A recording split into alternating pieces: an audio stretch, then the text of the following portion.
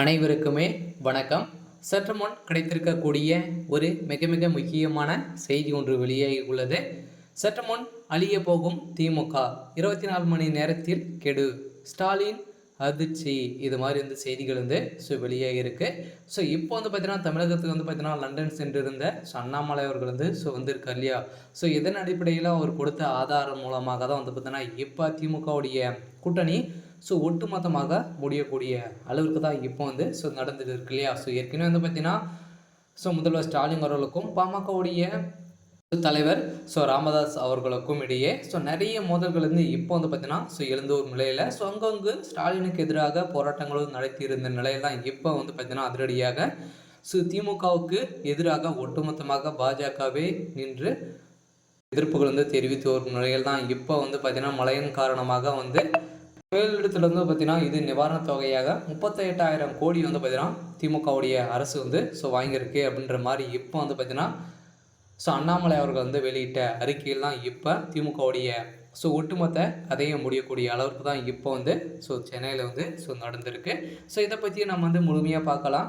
அதுக்கு முன்னாடி நம்ம சேனலுக்கு இப்போ தான் நீங்கள் முதல் முறையாக வந்திருக்கீங்க அப்படின்னா மறக்காமல் நம்மளுடைய சேனல் சப்ஸ்கிரைப் பண்ணி சப்போர்ட் பண்ணுங்கள்.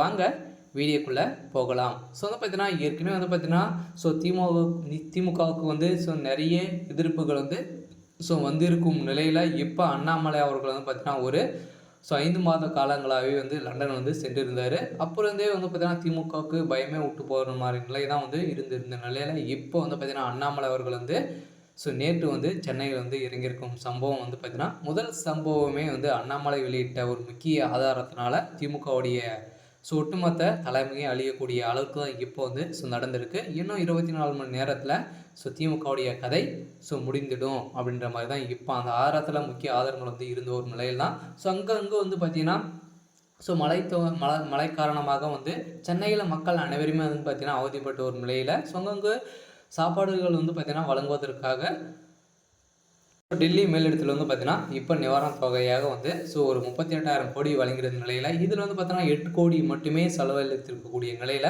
இந்த 30,000 கோடி பார்த்தீங்கன்னா எங்கே போயிருக்கு அப்படின்ற மாதிரி தான் பார்த்தீங்கன்னா இப்போ மக்களிடையே எழுப்பப்பட்ட கேள்வியின் அடிப்படையில் தான் இப்போ அதிரடியாக ஸ்டாலின் அவர்களுக்கு எதிர்ப்பு வந்திருக்கும் நிலையில் இது அனைத்தையுமே ராகுல் காந்திக்கு பார்த்தீங்கன்னா பாதி பங்கு போயிருக்கு அப்படின்ற மாதிரி தான் இப்போ ராகுல் காந்தியோடு பார்த்தீங்கன்னா முக்கிய ஆதாரத்தோடு சிக்கியிருக்காங்க.